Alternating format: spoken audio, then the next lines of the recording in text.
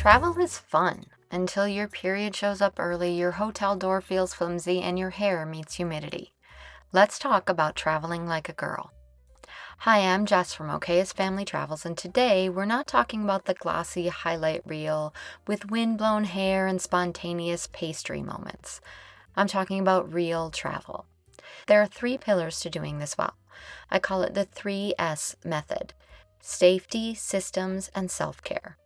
Because when you travel as a woman, these are not extras, they are infrastructure. When these 3 are handled, you are free to wander, free to explore, free to romanticize your life responsibly.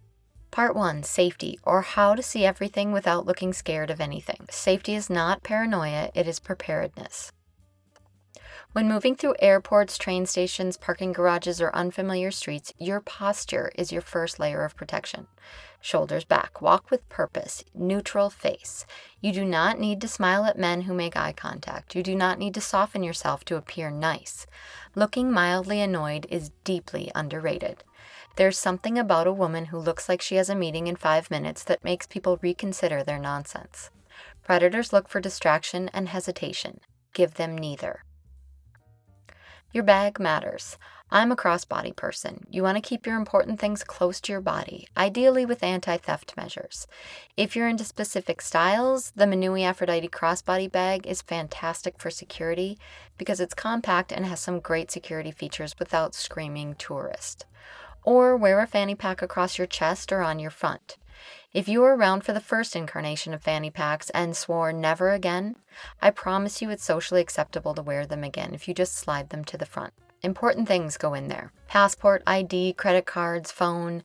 You can carry a tote bag or backpack for all the replaceable stuff. Attach a wrist strap to your phone. It sounds like a small thing, but it's not. Phones are grabbed, phones are dropped, phones are your lifeline when you are somewhere new. A wrist strap keeps your device physically tethered to you in crowded places and reduces the odds of it being snatched when you're checking directions, or dropping it into an ocean when you're trying to get that veranda shot. It's one of those tiny, cheap upgrades that makes a big impact. Before getting into any car, confirm the license plate, confirm the driver's name, and ask who they are picking up before you say your name. Share your trip with someone you trust. Real time, no drama, just data. If something feels off, cancel. You are not responsible for preserving a stranger's 5-star rating at the expense of your safety. When you check into a hotel, do not say your room number out loud. If the front desk does, ask them to get you a new room and write down the number instead of declaring it. Once you're inside your room, lock the door, engage the deadbolt, use the latch. And here's my favorite low-budget upgrade: a lightweight door stopper from Dollar Tree. It weighs almost nothing, you wedge it under the door. If someone attempts to enter, that door is not opening quietly. Peace of mind for 5 quarters. That's a return on investment we love. Also, scan your space. Where are the exits? Where is the stairwell? Does the lock feel solid? You are not being dramatic, you are being thorough. Systems, because your body is not an afterthought. This is where we get practical. This is where we talk about the things travel blogs mysteriously skip. Hormones, digestion, cramps, bathroom logistics. Your body does not care that you are in Rome. It cares about its own self. First, I always bring a meds kit. Sometimes it's tiny, sometimes it's the big mama. Both include pain reliever, anti-nausea medication, allergic reaction medication. We like Zyrtec, not Benadryl. Blister band-aids, things for stomach drama. Travel stress plus new food equals unpredictability. Now the second kit, the O kit. This is for the moments when life says, surprise! Mine includes a sewing kit, emergency laundry items, sleep aids, a notepad, and a bunch of other things. You can watch these videos if you want ideas on how to put them together. Panty liners are a great hack for long travel days. Flights, layovers, walking for hours. They are discreet insurance. Swap them out and it's like you've got a brand new pair of undies on. You may not need them, but if you do, you'll be grateful past you was thinking about it. Let's talk for a moment about witch hazel wipes or any body wipes. They freshen, they soothe, they save you when there is no toilet paper. They are gentle, multi-use, and compact. I carry a couple individual ones in my bag at all times. Public restroom out of supplies, you're covered. Long travel day and you need to feel human again, you're covered. It's the difference between feeling frazzled and feeling functional. Now let's talk about menstrual cups. If you're comfortable using one, it's great for travel.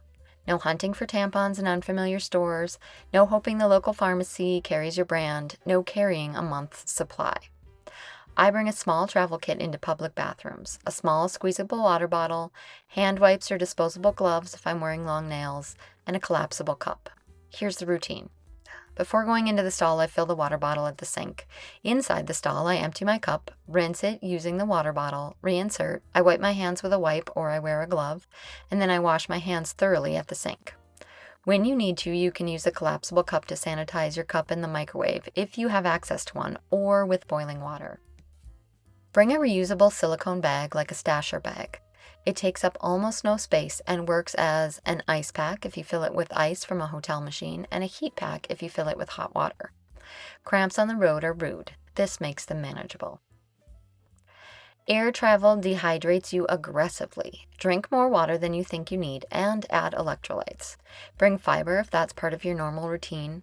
Travel constipation is common and unnecessary when you are prepared.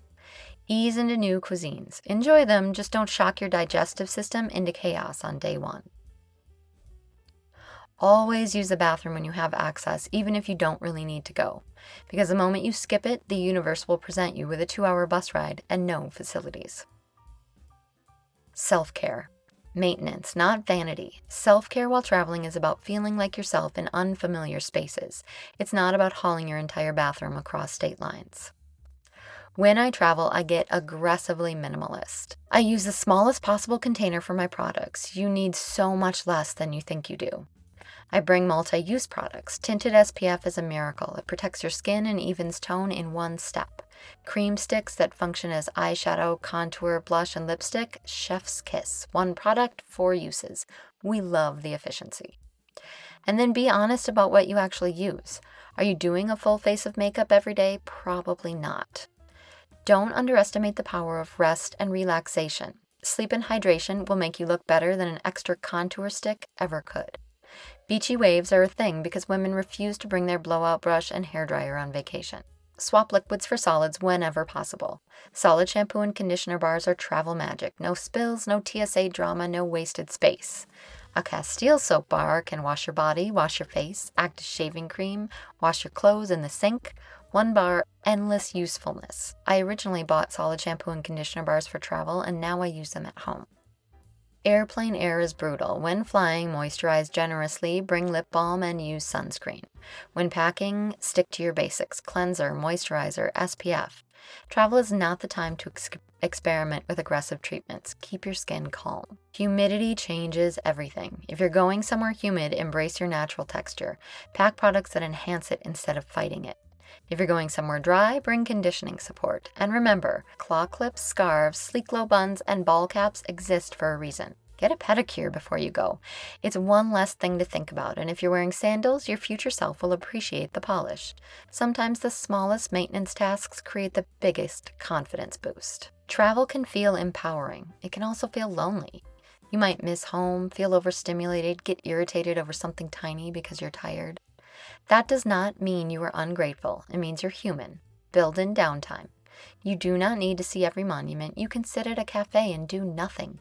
You can order room service. You can take a nap instead of going out. Here is the deeper truth. Traveling sharpens you. You become more aware, more prepared, more intuitive. You stop apologizing for taking up space. You stop feeling silly for double-checking locks. You stop minimizing your needs. And preparation gives you freedom. When your safety is handled, your systems are in place, and your self-care is simplified, you are not anxious, you are present. Traveling like a girl is not about shrinking yourself. It's about moving through the world prepared, polished, and completely aware of your own power. If this helped you feel more equipped, more confident, and slightly less alone, go ahead and like this video and subscribe for more smart, practical, no-nonsense travel wisdom with a hefty dose of sarcasm. Safe travels, girl.